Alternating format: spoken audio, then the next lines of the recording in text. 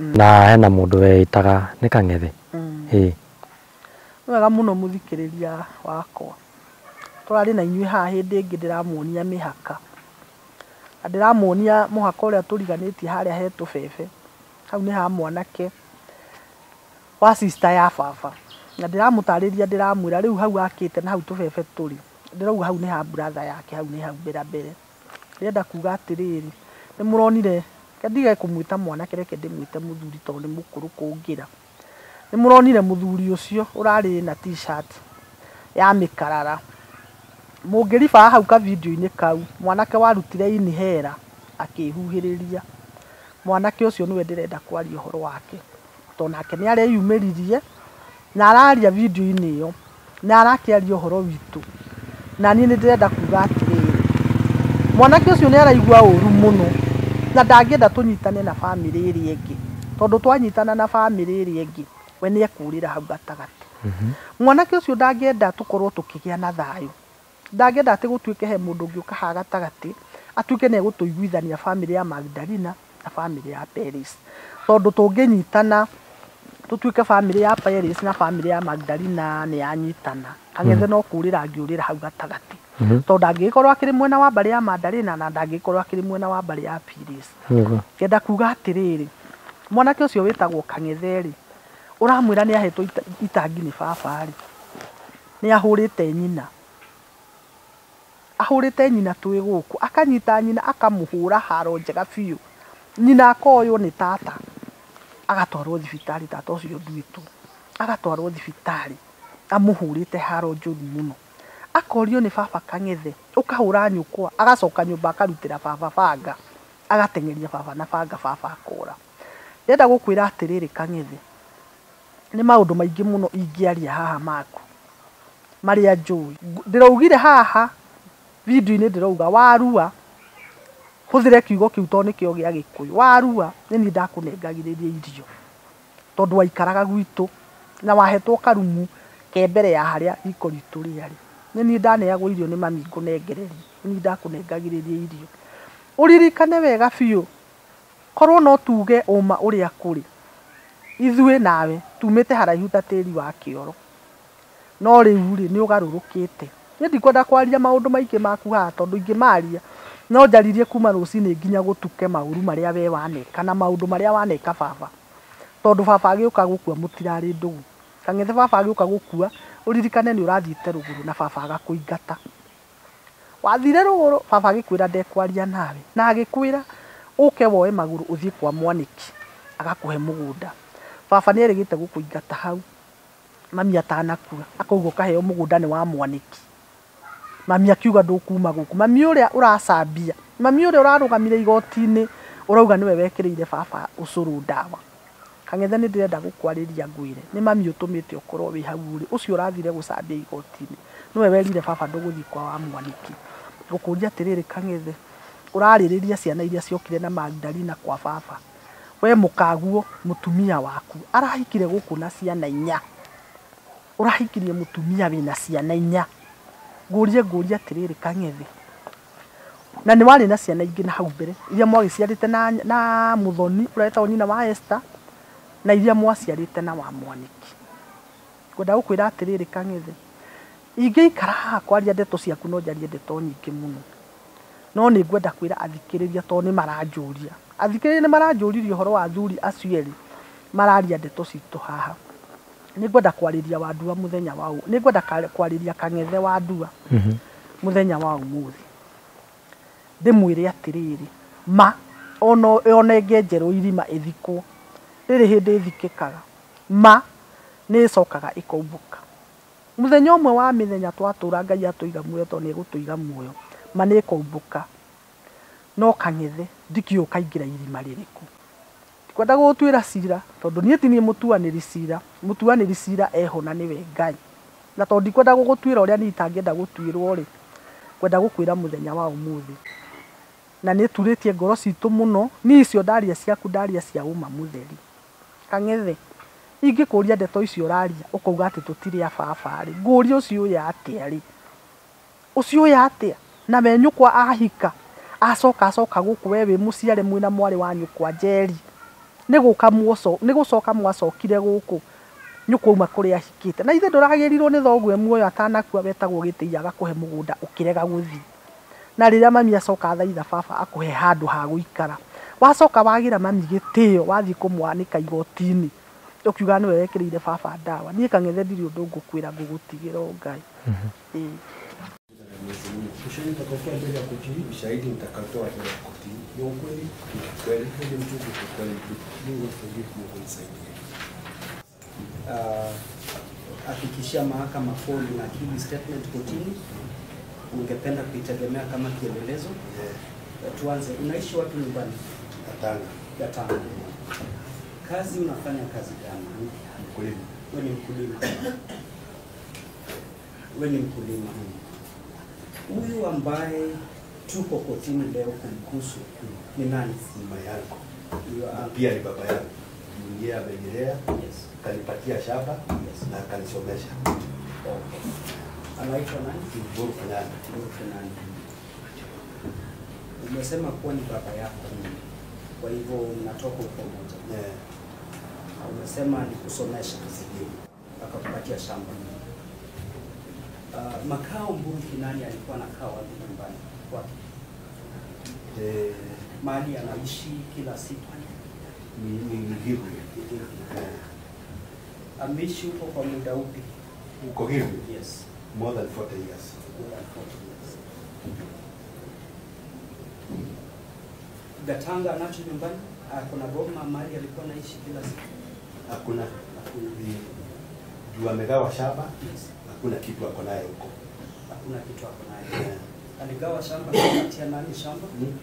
Alipoigawa hii shamba alipatia nani? Alipokeza nani shamba? Amegawa shamba mara 3. Yes. Moja ni ya Phyllis Wajira. Yes. Hiyo ingine ni yangu. Yes. Ya 3 ni ya Magdalene. Magdalene Wajira. Thank you.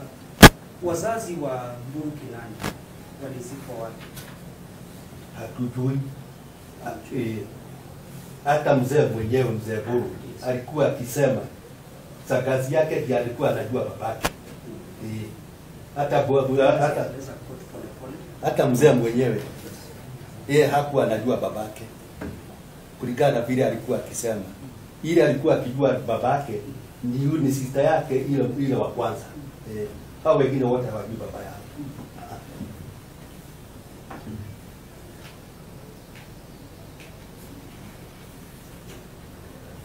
La mwisho nitakuuliza, wewe uliishi na yeye? Na mzee? Muda gani? Uliishi naye kwa muda upi? Miaka 2 kwa boma langu. Kwa boma lako. Nini iliyofanya akakuja kuishi hapa? Ni kufukuzwa, alifukuzwa. Na pia akawekewa uji poison. Alifukuzwa na nani? Alifukuzwa na nani? Alifukuzwa kwa Phyllis. Akaja kwa? Mimi mwenyewe nikamchukua tukakaa naye kwangu. Wakati huo alipofukuzwa umeongea juu ya uji. Uji uliwekewa nini? Poison. Poison. Huyu uji ilikuwa ikiwekwa hii sumu kwa njia gani, ama ni nani aliweka hiyo sumu? Sasa wakati mzee alipikiwa uji, kulingana vile ndio mimi ni simu alinipigia, kuweka uji kwa kikombe, kuchukua aweke kwa mdomo, yeye kulingana vile alikuwa akisema, yeye akasikia sauti, wewe bora usikunywe hiyo uji, akaweka chini. Kuweka chini, akasikia iko na harufu mbaya, akatoka akamwaga kidogo nje. Kulikuwa na paka kuangalia, ikaenda. Akawekea umbwa kuangalia, ikatoroka. Mimi nikifika, hiyo uji ilikuwa imetani black. Akaniambia, sasa Kang'ethe, hii uji nililetewa iko na dawa. Na sasa nimepigia kuna ndugu mwingine anaitwa Waweru. Nimepigia Waweru simu akuje hii uji upeleke laboratory. Tukakaa kabla Waweru akuje, akaenda kwa mzee mwingine, na huyo mzee alikuwa anaitwa Juma, lakini ni marehemu. Wakakuja na huyo mzee. Huyo mzee akadhibitisha, akaona hii uji ulikuwa kweli sio kwa kawaida. Sasa uji kawekwa kwa kaburi. Tukaipeleka mpaka Kenyatta chemist. Wewe na nani? Mimi na Waweru. Na kulikuwa tarehe 30 mwezi wa 9 2017. Mlipewa ripoti yoyote kutoka pale government chemist? Wakati tukapeleka uji, ripoti ilitokea. Yes. Na hiyo ripoti ilikuwa inasema nini? Hiyo uji ilikuwa imewekwa dawa mbaya. Ilikuwa imewekwa dawa mbaya. Unaweza ifahamu hiyo ripoti? Ndio hii. Ni ya tarehe ngapi? 30th Yes. October 2017. 2017. Na hii uji unafahamu kwamba ni wewe mmoja wapo ambao walipeleka pale? Mimi mwenyewe tulikuwa na Waweru. This will be a defense exhibit, a toxicology report from the government chemist dated 30th of October 2017. It will be produced by Jeffrey Mburu, who is just referring to. Kwa hivyo unahakikisha kwamba mlichukua uji pale, uji ambayo ilikuwa na chembe, ikapelekwa pale, ikadhibitika kwa ilikuwa na sumu. Nani alimpa mzee hiyo uji? Ni Felix. Yes. Ambaye ni marehemu. You know, I'll object to that answer. He has said that he received a call, so whatever he's telling us is hearsay right now. No, it is not hearsay. Keep quiet, I'm not talking. It is not Just hearsay. keep quiet. You I'm cannot speaking keep the quiet, truth. sit down. Keep quiet. We don't have to shut him down. We can explain to him the No, simple. tell him There is to a keep quiet. procedure. Listen, we are moving on. Mr. Biko, kindly, with all due respect, you also know the procedure of the court. He's not supposed to speak to you when I'm raising a point of objection. So I advise your client to sit down. If you cannot sit down, then just get out. I'm addressing the court, not you. Are we together? Your Honor, as I have said, he has testified that he received a phone call. Therefore, what he can tell us thereafter is hearsay.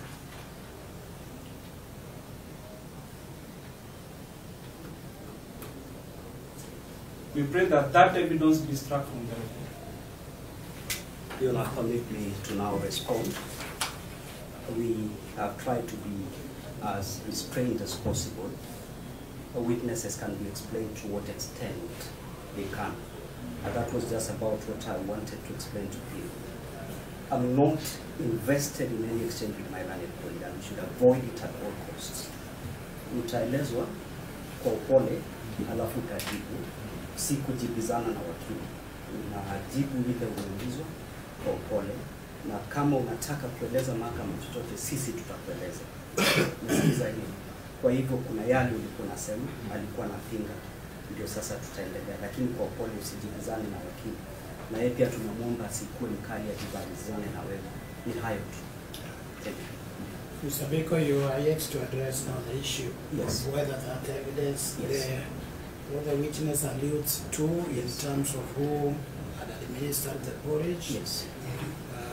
Are you responding to that, or can we mark it as expunged from No, the record? I'm responding to that. Let's do that. The porridge came to him in the course of his engagement with the deceased. The call between him and the deceased is purely a transaction between the two of them. None of us here knows about that call. None of us witnessed that call. He's the only direct witness to the issue of the call, and for which reason he was being called was about the porridge. He's the one who interacted with Nguru Kimani. None of us here did. Is the remotest the source of the porridge could come from. And there's nothing absurd in him saying he discovered it was from Felix. Tell that again. There is nothing. There's nothing absurd in him saying he discovered it was from Felix. By discovery, you mean from where? From Guru Kinani himself. Indeed, none of us again was there. It was only him and Guru Kinani and the people who were there on that day.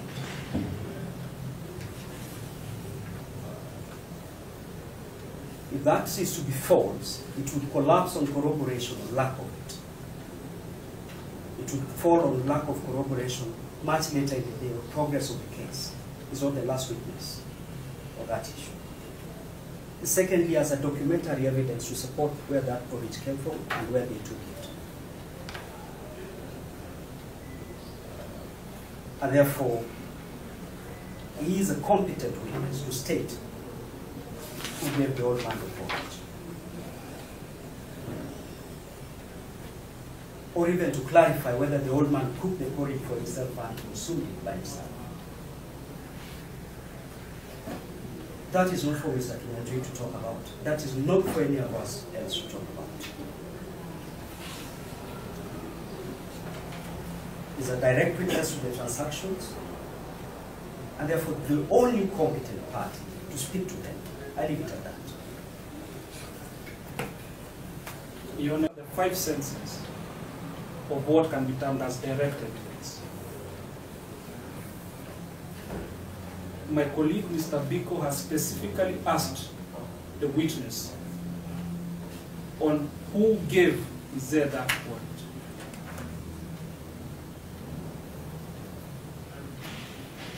The very nature of that question, Your Honor,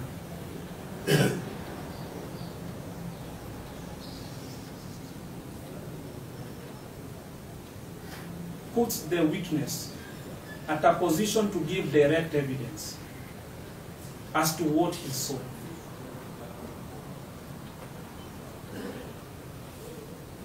Therefore, particularly, and I'm restricting myself to that only, that sole issue, the witness cannot testify because he has already testified that he was not there. Therefore, he did not see. And this is common law of evidence, basic 101. If at all he wants to give evidence, he can only restrict himself to that phone call. But he cannot be asked the question, or rather any question revolving the circumstances in which Mr. Mboro allegedly found himself. That's all.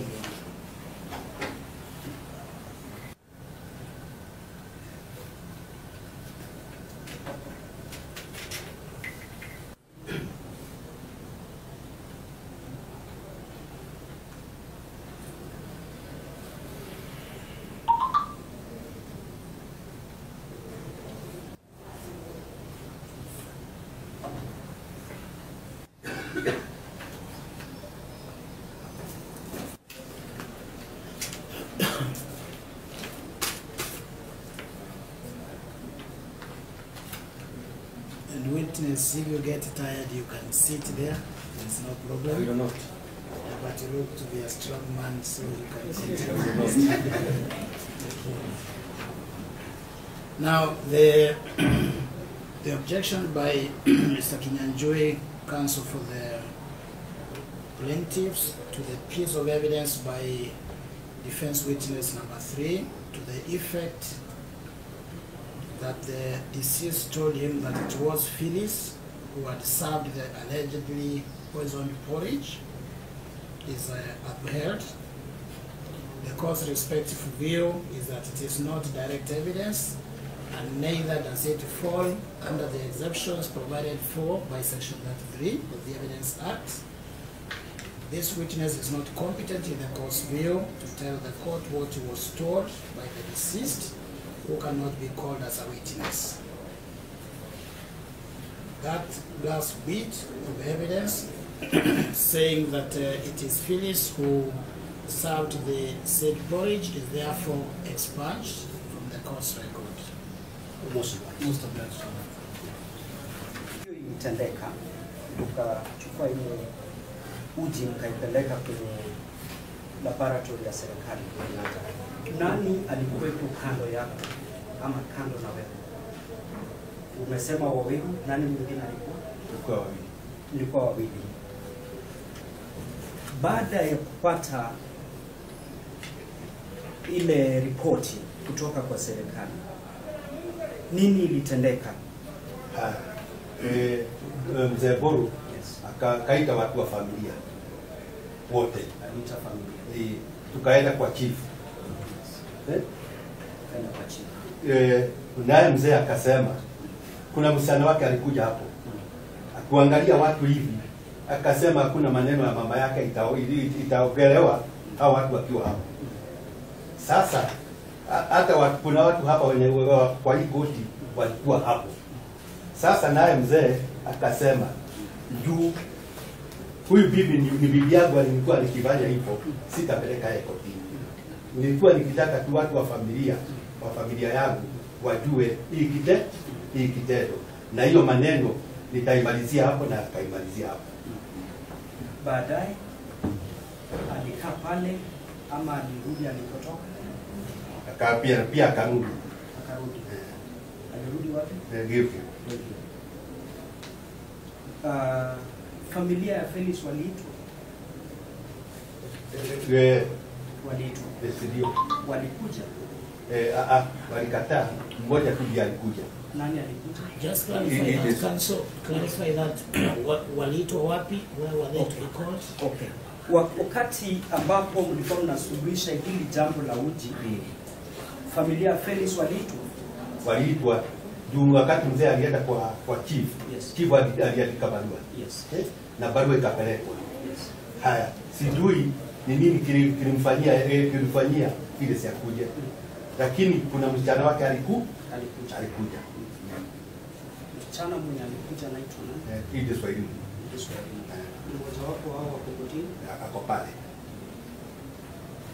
Aliparticipate kwa kusuluhisha hili shida? Alikuja akiwa na ukali mwingi sana. Yes. Akasema hakuna maneno ya mama yake itaongelewa hapo. Kwa hivyo hamkufaulu kuwa na mazungumzo naye? Lakini mwishowe mzee akasema nilikuwa nikitaka tu watu wa familia wajue hii kitendo, na juu ni bibi yangu alifanya hivyo, sitapeleka yeye kotini, nitakaa hivyo na hiyo maneno nitaimaliza. Na pia kuna watu wako hapa walikuwa hapo. Nani na nani? Kuna Shopa, kuna Anti na kuna Mwaniki. Hao wako nje. Mzee akarudi Nakuru. Unafahamu yoyote kama aliwahi rudi pale baadaye? Wapi? Hapo kwenye tukio ilikuwa. Hapo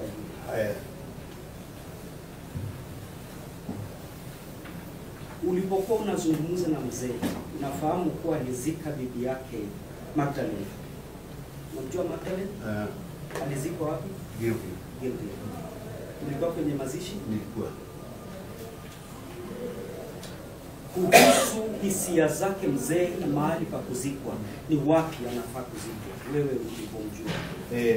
Mzee alikuwa akiniambia Kang'ethe nimpatia mashamba hapa, mimi sina kitu. Yes.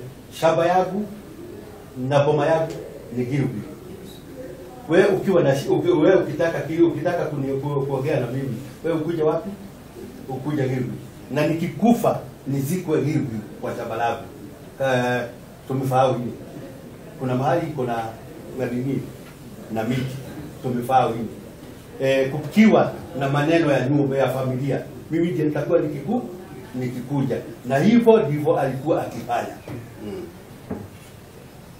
Pale Gilgil umeiona mahali hapo ambapo alikwambia inafaa zikwe? Ina mazishi zingine zimetendeka pale? Kuna kaburi mbili kwa hapo. Kaburi ya mwisho ilizikwa hapo lini? Ni kama last year. Wakati akiwa hai. Wakati akiwa hai. Pale Gatanga na Boma saizi? Hana. That's all. Asante sana. That's very good. Mahali ambapo unaishi sasa hivi ni mahali ambapo mama yako alipatiwa na mzee Nguru ama ni wewe? Ni mimi ndiye niko na title. Sijakuuliza maneno ya title. Jibu kile ambacho unasikia nimekuuliza. Ni wewe ulipatiwa. Kwa hivyo pale mama yako hakuwa na shamba pale. Hakuwa na shamba, ni ndio ama la? Shamba ni title. Kwa hivyo hakuwa na makazi pale. Yeye alikuwa mgeni kule. Yeye ni mgeni kule. Yeye hakukuwa mgeni, lakini shamba ni mimi niko na title. Nimekuuliza, nasikiza na usikize vizuri. Ningetaka kuuliza kama wewe ndio ulipatiwa title, ningekuuliza. Sawa? Na ndio nakuuliza hivi. Kwa hivyo unataka kusema mama yako pale alikuwa mgeni? Hapo mimi sijui. And I take note of that. We are not going to ask him anything else.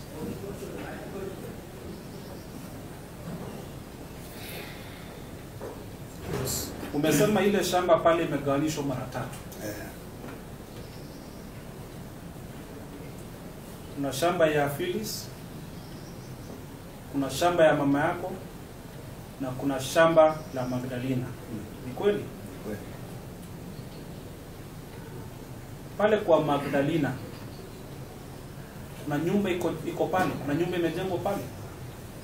Kuna nyumba. Asante.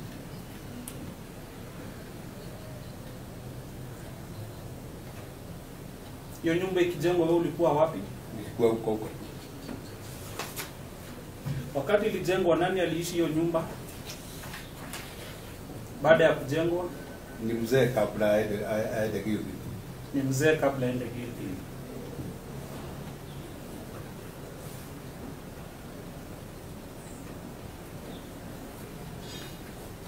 Hiyo nyumba ilijengwa mwaka gani? Siwezi. Huwezi kumbuka. Uliona Magdalena pale? Hiyo nyumba ama alikuwa anaishi peke yake? Alikuwa anaishi peke yake. Anasema alikuwa bibi bwana ya Magdalena. Kwa hivyo alikuwa anaishi pale peke yake. Nani? Mzee Nguru kwa hiyo nyumba alikuwa anaishi peke yake. Mara mingi Magdalena alikuwa anaishi hivi. Tu walihama. Sasa mzee kukuja Kataga. Yes. Alikuja kutembea. Okay. Ama kukiwa na kitu. Lakini jibu lako ni aliishi pale. Wewe alikuwa anakuja naenda pale. Haya. Umesema alitoka pale 40 years ago. Yeah. Kwa hivyo wakati alikuwa anatembea nyumba ilikuwa more than 40 years ago. Hivyo unataka kutuambia? Hiyo ndio ushahidi wako ndio ama hapana? Ndio. Wakati umesema mzee alikuwa anakuja pale na alikuwa anakaa kwa hiyo nyumba. Ilikuwa before 40 years ago. Wakati hata nyumba ikiwa imejengwa, ndio alikuwa akiishi wapi?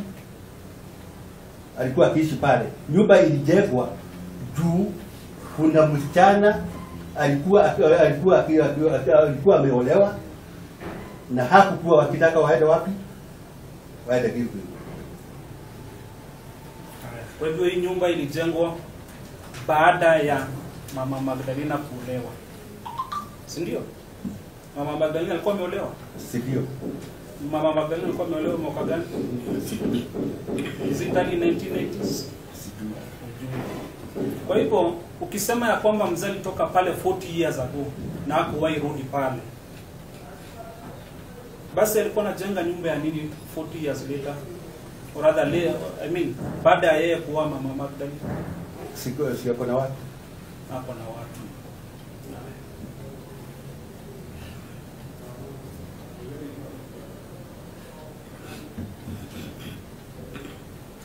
Kuna ushahidi ambao umetoa hapa na umesema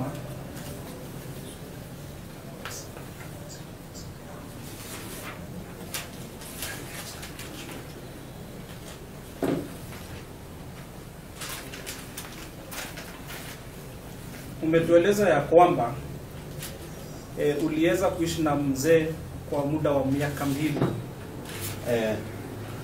Kwa mama yangu. Kwako kwa mama yako. Na bado unatuambia mzee Mburu baada ya kuondoka 40 years ago kwa hilo vipande. Ni kuishi kule, akikuja anakaa kwako. Miaka 2 ni kukuja kutembea. Nasema wewe kwa uoni wako miaka 2 mtu akikuja kuishi kwako ni amekuja kutembea. Nasema jibu swali ni kutembea ama sio kutembea bwana Kang'ethe? Hapa sijui. Wakati alikuwa anaishi kwako miaka 2, Magdalena Waithera alikuwa wapi? Alikuwa ng'ambo. Alikuwa ng'ambo. Kwa hivyo bibi yake alienda akamuacha. Akakuja kuishi na wewe. Hapa sijui. Wewe ujui. Kuna kitu unajua kweli? Ile mimi najua, nasema najua.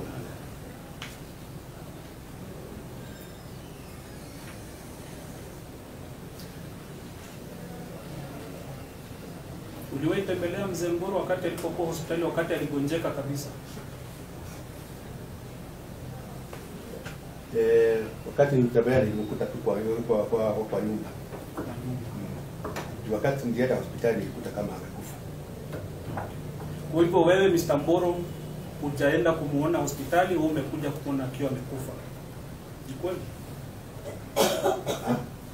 Ni okay. Sasa nataka utuambie ni kweli ama si kweli. Unajua pia mahakama inaandika uongo wako. Hapo mimi sijui.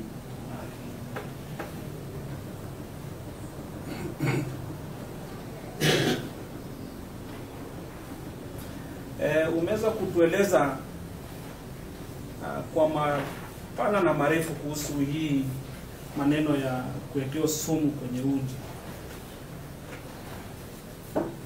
Hii uji ama wewe ulipigiwa simu saa ngapi na mzee?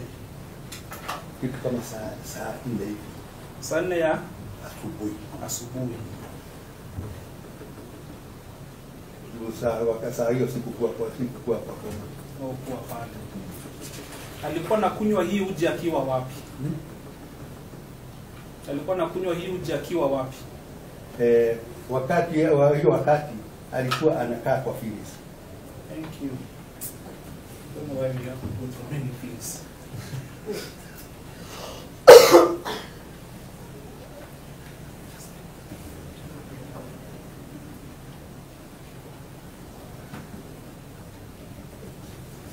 Baada ya kupigiwa simu, ulienda pale, uliweza kwenda pale kumpata pale ambapo walipokuwa?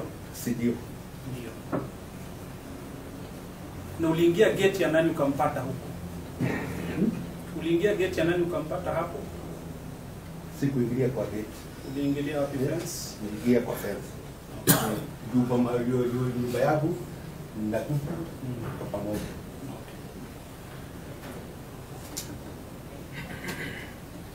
Na ukasema ya kwamba kulikuwa na kisanga sana, wewe ukiwa mmoja wapo ambao walikuwa wanataka kujua ukweli, si ndio?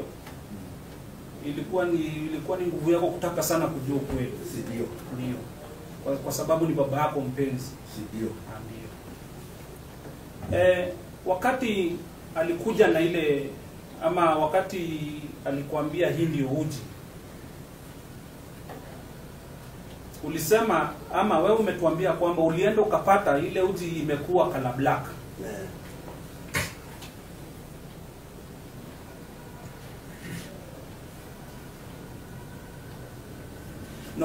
Na ukatutoleza taarifa hapa ya government chemist.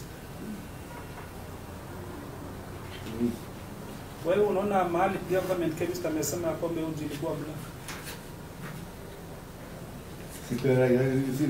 Ndio hii. Soma hii, inaonekana yangu ni kama tofauti, lakini shika soma hiyo.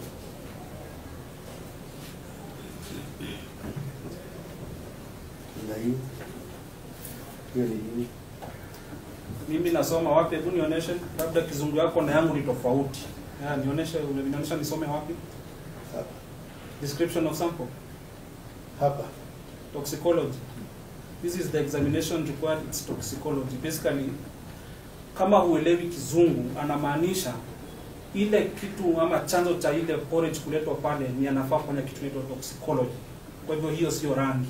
Mimi sijui rangi inaitwa toxicology boss. Just answer the question, counsel.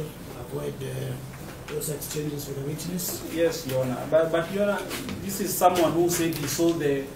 I mean, Yes, I saw. so, but you can confirm ya kwamba hakuna mali imeandikwa that wakati anaandika description of sample, hakuna kitu kama black hapo. Unaweza soma tena.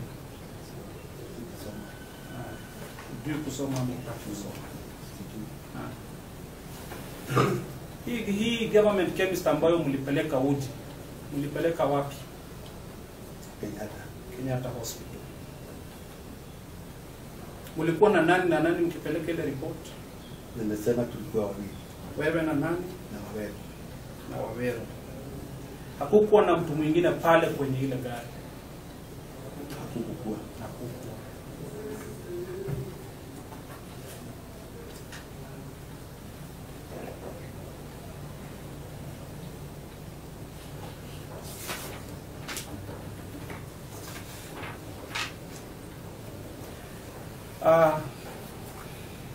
Unataka pia kudhibitisha ya kwamba ni wewe na Waweru pekee yenu mlishika ile uji. Ni kweli? Ni sisi tulipeleka. Ni nyinyi mlipeleka. Kwa hivyo kando na mzee ni wewe na Waweru. Na mzee mwingine, lakini huyo mzee ni marehemu. Sasa mmekuwa watatu. Sawa, Ni sawa.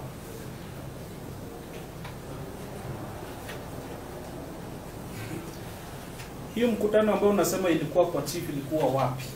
Ilikuwa inafanyika muda upi ama wakati upi? Wakati ripoti ilitokea. Wakati ripoti ilitokea. Inaweza kakuwa ni tarehe 30 October 2017. Wakati ripoti ilitokea. Ilitokea siku gani? Siwezi kukumbuka. Lakini sio 30th October 2017. Thank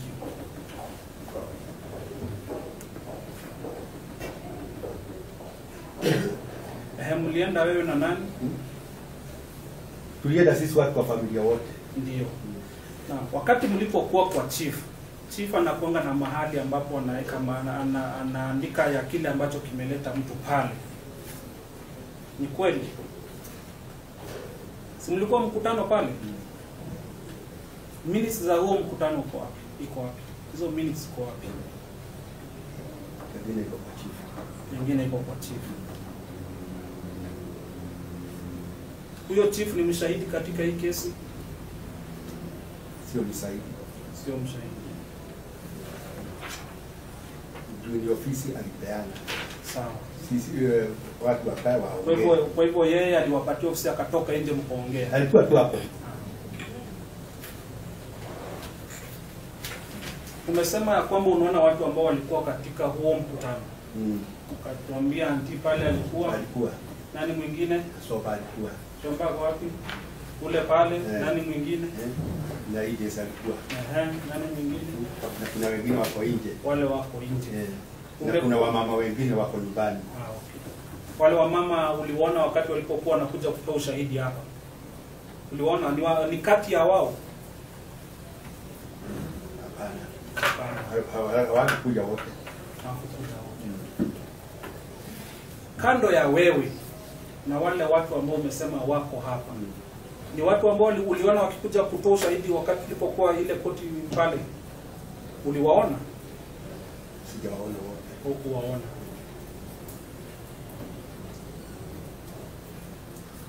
Niliona wawili. Uliona wawili. Waliongelea kitu yote kuhusu sumu? Kuhusiana na hii uji? Hapo ujui, lakini uliwaona.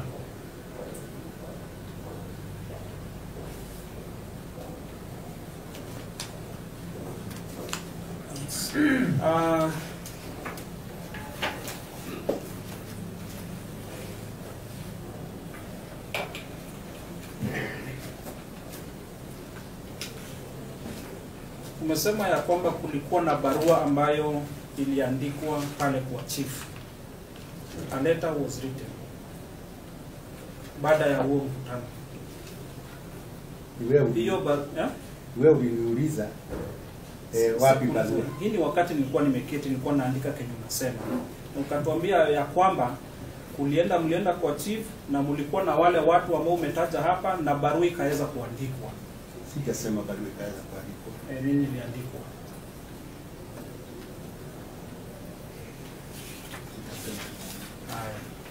Baada ya mzee kupewa uji, ama baada ya nyinyi na Waweru kupatia mzee uji, sio sisi tulimpatia. Ulisema ya kwamba mzee hakurudi huko tena. Ni kweli? Ni kweli. 2018 sherehe ya otini ya Phyllis Wanjiru Mburu ilifanyika wapi? Ilifanyika katika shamba la nani? Ilikuwa si mtu anataka kwa bibi kwa mahali ametoa bibi. Mahali ametoa bibi. Ilikuwa Kerio. Kerio. Sio Kerio, Kerio. Kerio.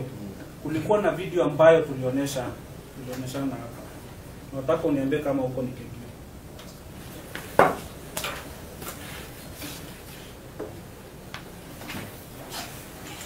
Ambapo ungependa kuzikwa. Akikwambia hivyo mlikuwa wewe, yeye na nani?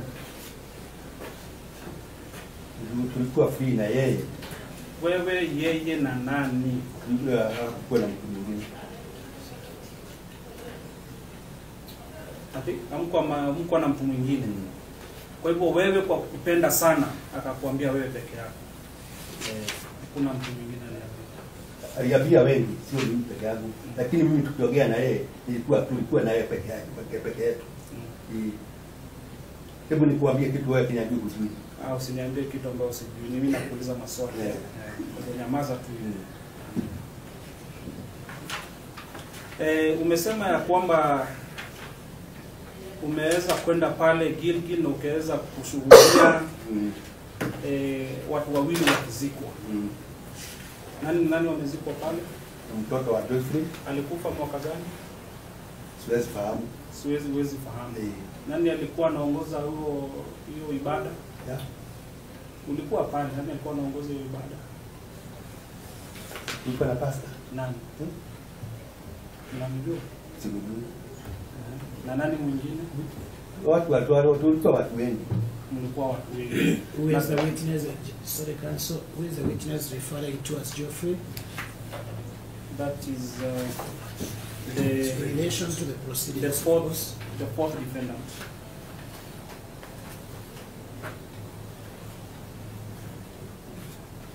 The fourth defendant is George Nanga. It's Geoffrey. Okay. And I'm having the reason why I'm asking that because what I have is I think there are some various there are some pleadings where it is indicated as George.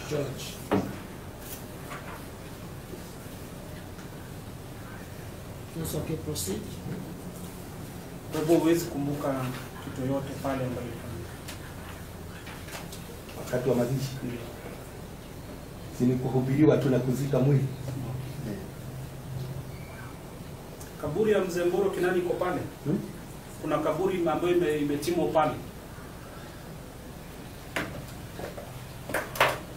Hiyo mimi sijui. Haujui. Kwa hivyo ushahidi ukikuja kuonesha kwamba kuna shimo ambalo limechimbwa pale, wewe haujui. Lakini ulikuwa mtoto wa mzee. Nasema sijui. Haujui. Asante. Tuulize maswali machache sana na Mr. Omar. Asante sana, mimi naitwa Omar. Naongezea maswali ya matatu.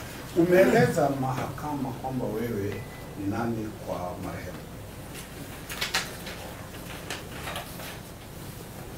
Ni mama yangu. Vipi? Na pia ni baba yako. Tuanze ya kwanza.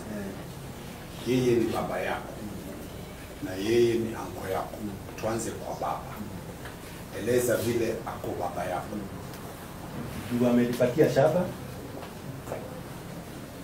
Nimejipatia kitambulisho yake, nichukue kitambulisho na yeye na amenisomesha na amenilea. Amekupa kitambulisho chake Na niende nichukue kitambulisho yangu na yeye. Unacho kitambulisho? Una kitambulisho chako? Sikubeba. Lakini nasoma Joseph Kanyeda Buru. Joseph Kanyeda Buru. ID number 5411 ni mahakama. Tukiongea kotini unaeleza mahakama. Yeye ndiye anasikiza.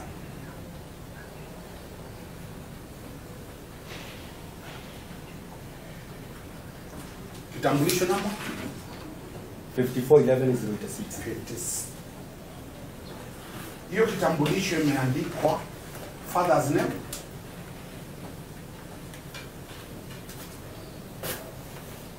eleza. Kitambulisho inasema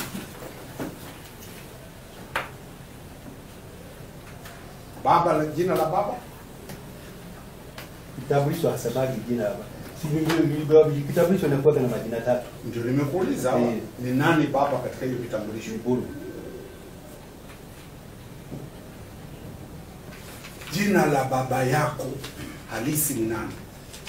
Sijui. Lakini niambiwe. Ninasema ni Buru. Uliingia kwa boma ya marehemu Mlinzi ukiwa na miaka ngapi? Hata sijui. Juu nilijikuta huko. Ukiwa karibu miaka ngapi? Sijui. Kwa hivyo wewe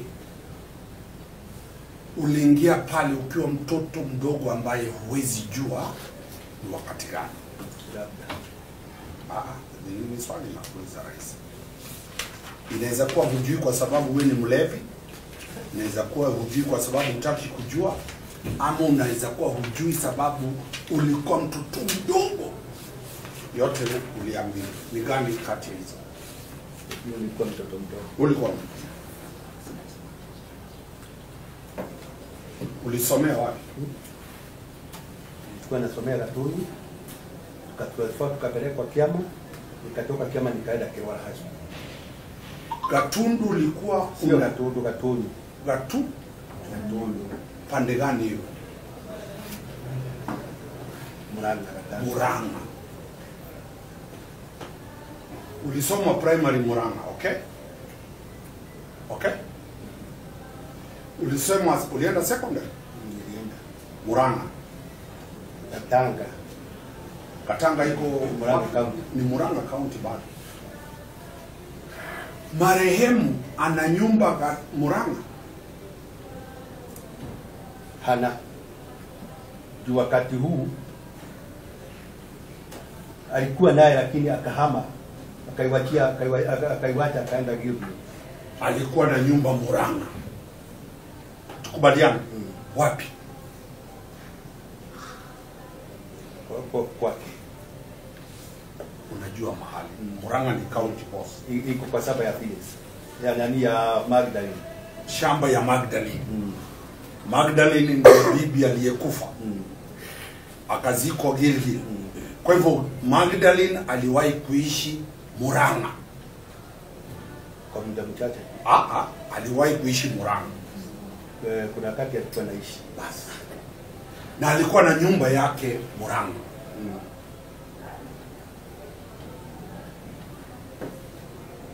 Twende kwa swali la pili. Wakati huo ukijua akiishi Murang'a, ulikuwa unajua na mwanamke mwingine Katanga?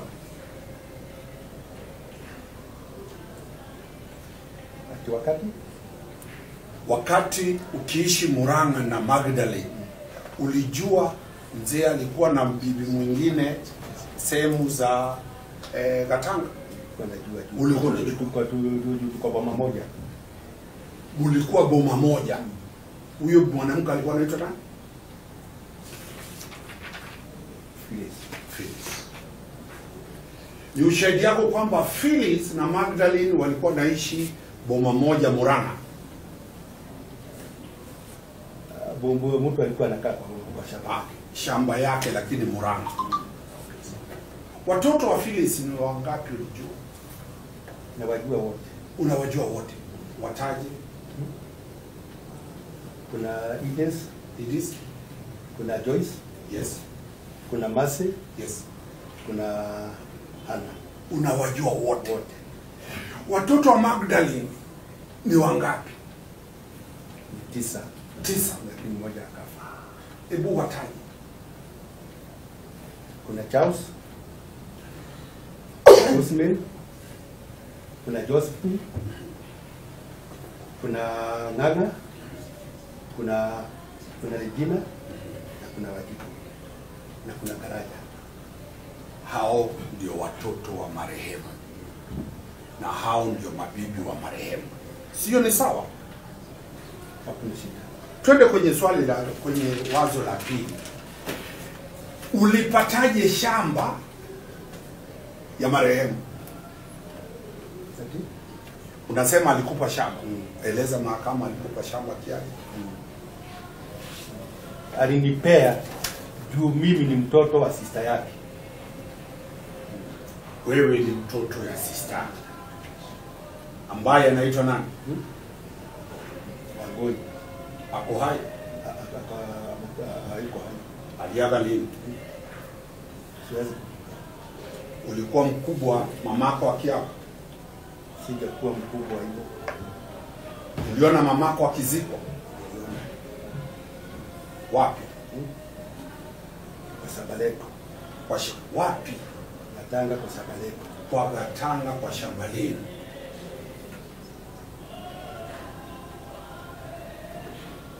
Hili shamba Mburu Kenani alikupa? Alikupa lini?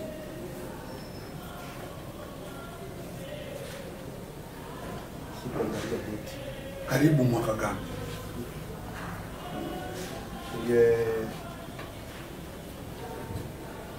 Kitu kama 5 years. Alikupa miaka 5 iliyopita. Title. Ukawa ingawa zamani. Shamba kwa sheria ni title. Alikupa karibu miaka 5 iliyopita. Huyu Mburu King'ang'i kwa hivyo ni anko yako. Ni brother ya mama yako. Sikatai. Ndio nataka koti juu. Sikatai. Alikuwa na ndugu, alikuwa na dada wengine wangapi? Ni wataje wote. Ndio nataka mahakama juu. Kulikuwa na anti yule. Nani? Koti juu hiyo jina. Ambia koti jina. Anaitwa Wapoli, Elizabeth. Elizabeth ni kulikuwa na marehemu Bure. Aha. Kulikuwa na marehemu Idris. Yes. Kulikuwa na marehemu Wajiko. Yes. Marehemu Bure. Yes. Marehemu Wangoi. Aha. Ndugu wake ni nani na nani? Brothers wake nani? Alikuwa peke yake. Alikuwa peke yake.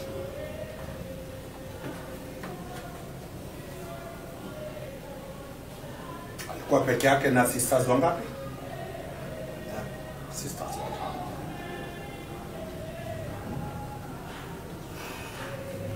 Ni mzee gani walikuwa kwa sababu alikuwa peke yake? Kwa ukoo ni mzee gani alikuwa anasimama na yeye kama baba yake?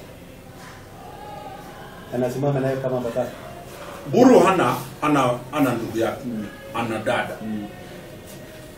Kuna rika yake wa Kikuyu walikuwa wanashirikiana pamoja. Lakini kuna ndugu zake walikuwa wa Step brothers. Yeah, kwa step brothers. Hao ndio nataka kueleza mahakama. Eleza wa step brothers wa marehemu. John Githua. John Githua. Na Gichoe Kenani. John Githua alikuwa kazi gani? Alikuwa anafanya kazi gani? Alikuwa anafanya kazi. Aha. Step brother mwingine?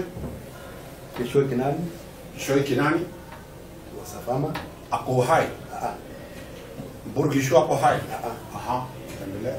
Na Gichoe mwingine hata Gichoe mwingine Gichoe Kenani pia. Aha. Na yeye hata yeye ni marehemu. Hawa watu walikuwa na watoto wao.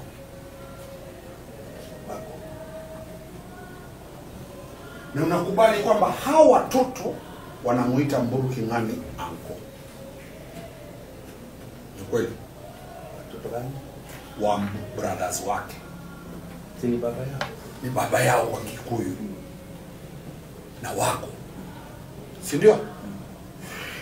Je, utakubaliana na kwamba marehemu alikuwa na watu na familia yako intact? Ni kweli? Kwa hivyo kama ni wazo la mahali atazikwa, nani atafahamishwa? Ni family uko tumetafuta, ama ni watu wametoka Juja, watu wametoka Meru ndio wataambiwa munizike hapa? Ni clan. Ni clan ndio inaambiwa.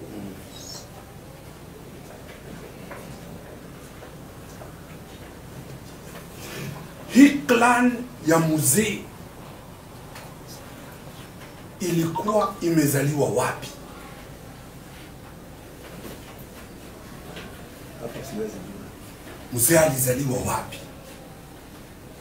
Mama yako alizaliwa wapi? Kwao ni wapi? Najua kwa ni Gatanga lakini Kwao sio Gilgil. Gilgil sio mzee, ni saba alinunua. Ukoo wa marehemu uko wapi? Ni kweli? Ukoo wa marehemu uko Gatanga. Ni kweli? Ni kweli. Na utakubaliana kwamba wale watajua mahali watamzika ni watu wa kwao, wa damu yao. Lakini kunategemea na wili. Tutafika wili. Tutafika wili. Tutafika tu hapo. Twende kwenye wakati alionyesha mahali atazikwa. Ulikuwako? Nilikuwa. Wewe alikuonyesha mahali atazikwa kivipi?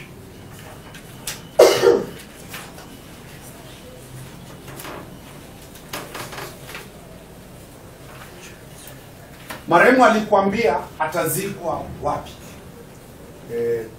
Tumefaa wile. Gilgil. Akikwambia alikuwa amesimama wapi? Tulikuwa yeye na Magdalene na mimi. Watu watatu. Tulikuwa watatu. Kwa nyumba wapi? Nje. Nje. Alikwambia atazikwa wapi? Akaniambia mimi Kang'ethe, mimi nitazikwa wapi? Pale. Na akaweka jiwe. Akaweka jiwe. Nyumba yake iko hapa kwa huo askari. Umemwona? Hii ndio nyumba ya mzee. Mlikuwa ndani ya hii nyumba? Tulikuwa nje. Mlikuwa mita ngapi kutoka kwa nyumba? Almost 100 meters. Almost 100 meters. Akawaonyesha mahali, akaweka mawe. 100 meters kutoka kwa nyumba. Ni kweli? Udongo ya hapo ilikuwa aje? Wapi? Mahali alionyesha. Udongo. Si udongo ni ile tu ya kawaida. Kuna udongo ya mawe, kuna udongo ya clay, kuna udongo ya nyasi na kuuliza. Siri wanaifasha. Pale alikuonyesha ni kama jivu hivi. Ilikuwa kama jivu. Sio mambo ya clay. Kama jivu. Nakuuliza sio mambo ya clay. Alikuonyesha lini?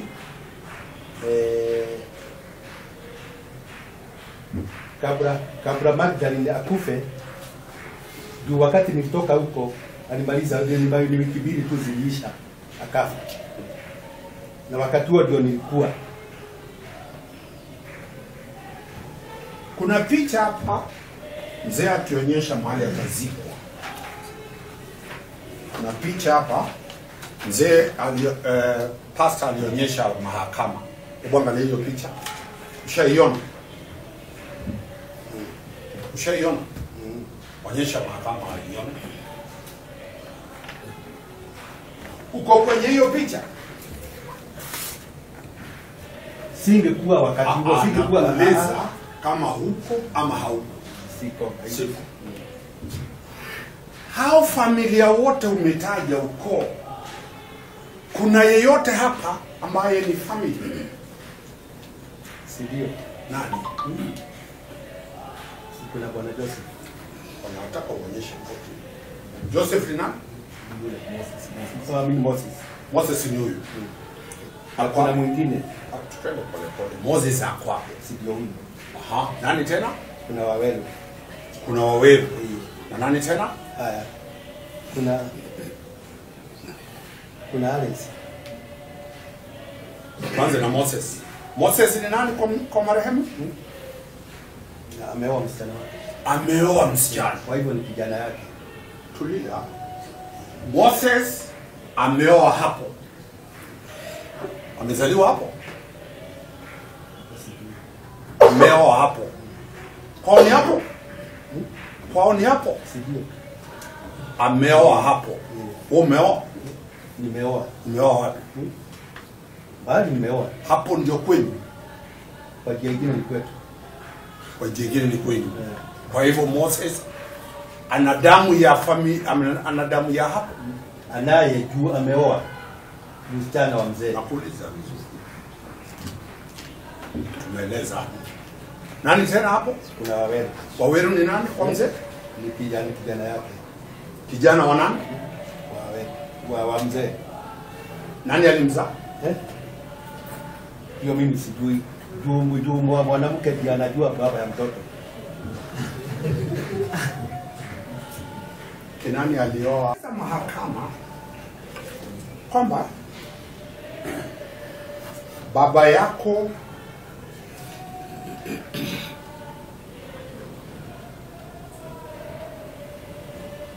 ameishi guiltfully. Hata kukaa naye. Kuna ushahidi ya kuonyesha hivi?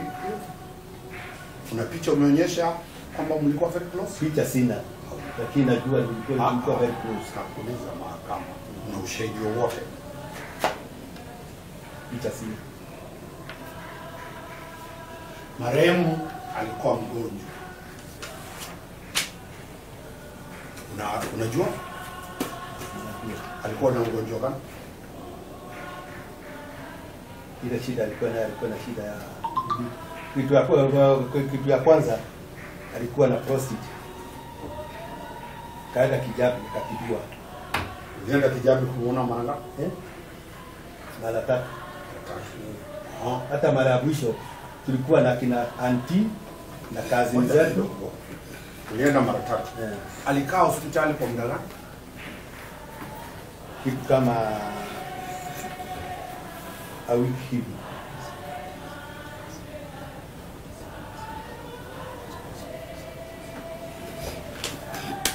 Ulienda hospitali mara 3 na ukamuona na alikaa karibu wiki moja.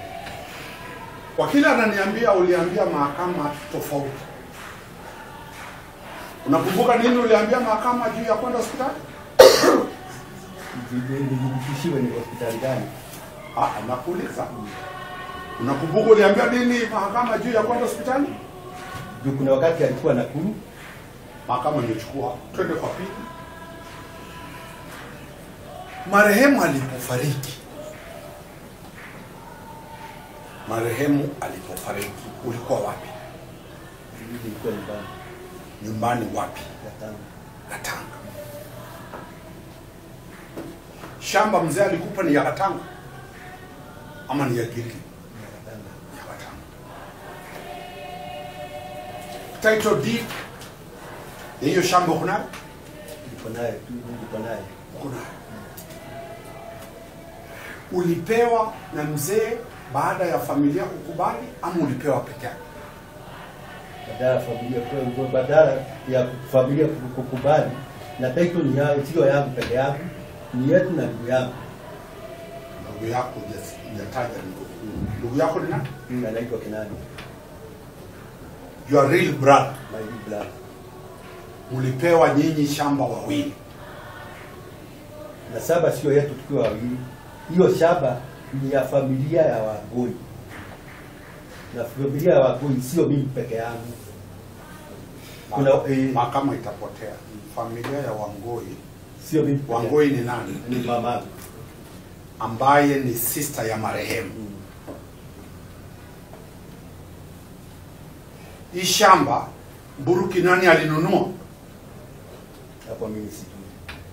Ama ni shamba ya urithi ya babu yenu?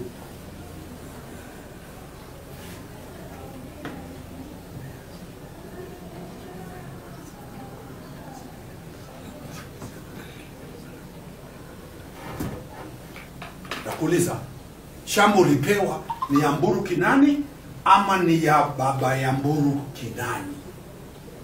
Hapo mimi sijui. Mburuki nani alizaliwa peke yake na wasichana? Hawa wasichana ambaye ni mama yako walikuwa na haki ya kupewa shamba ya baba yao. Hapo mimi sijui. Na kueleza, kwa hivyo hakuna shamba ulipewa na Mburuki nani. Shamba ni haki ya mama yako. Leo ujue.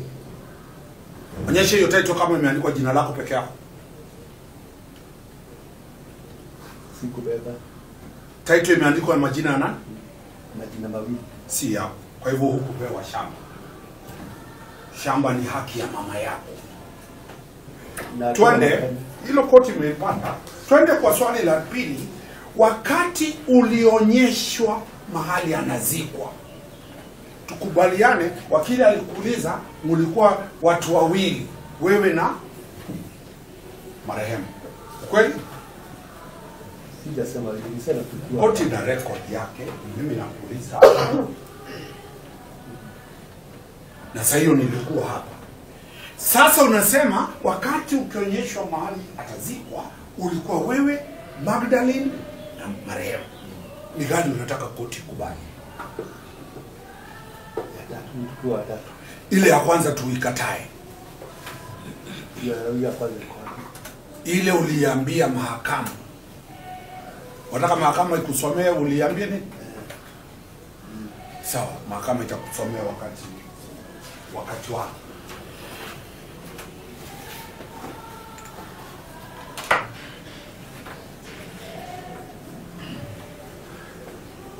Unasema wakati Mburuki Ng'ang'i alikuja nyumbani walijaribu kumwekea sumu. Unakumbuka statement yako? Paragraph number 5. Good sana. Twende pole pole. Alikuja nyumbani wapi? Gatanga. Kwa nyumba ya nani? Counsel, as you proceed, remember the court indicated we will be adjourning at 1:30. It's already 1:31. I've only 5 minutes to go. Kindly.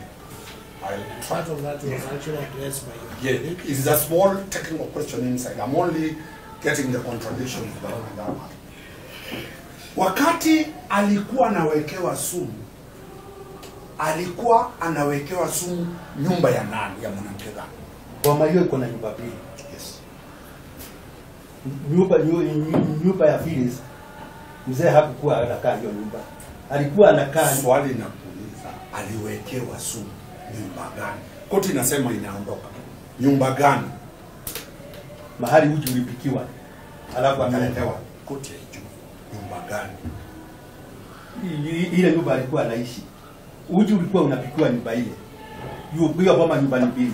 Tafadhali unatuambia nyumba ya Phyllis, nyumba ya Mary. Uji ulipikiwa nyumba ya Phyllis. Basi. Ulipikiwa nyumba ya Phyllis.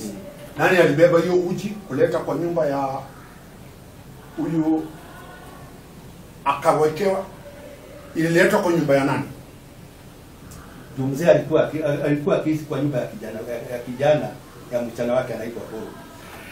Phyllis ndiye alileta hiyo uji kwa nyumba ya huyu kijana. Sijui mzee hayataki jikoni, hakuwa anaenda jikoni. Alipoleta ulikuwa hapo? Sikukuwa, lakini vile mzee alikuwa akisema. Sawa. Mzee hayataki jikoni. Sawa. Huko hiyo ndio nataka nijue. Kuna mtu alikamatwa? Hakuna mtu alikamatwa. Mzee alimalizia hiyo maneno. Ndio sawa, ushajibu. Hakuna mtu alishtakiwa kwa hii. Mzee alisema hataki mtu. Kuna mtu mwingine anajua hiyo mambo? Sijui. Nani tena? Watu wa kirani wote walikuwa. Wewe ulikuwa wapi wakati sumu iliwekwa? Nilikuwa kazini. Ulikuwa kazini wapi? Duyushege. Kilomita ngapi? Nilikutoka ni kama kilomita 5 hivi. Kilomita 5. Mzee akanipigia simu. Mzee akakupigia simu.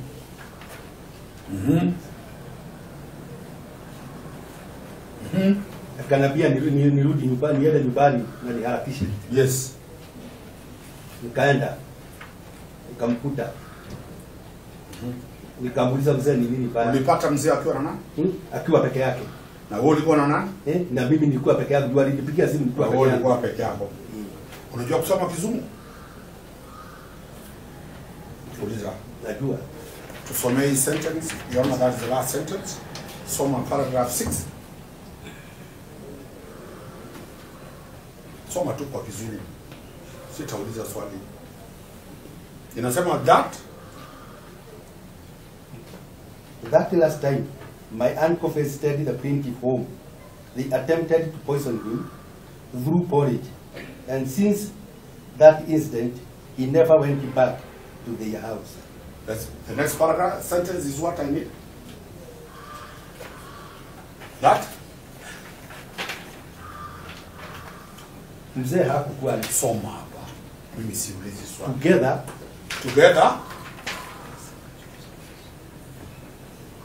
Together with my wife, we are the first people. Pengine tumemalizia hapo. Kizungu inasema together with who? My wife.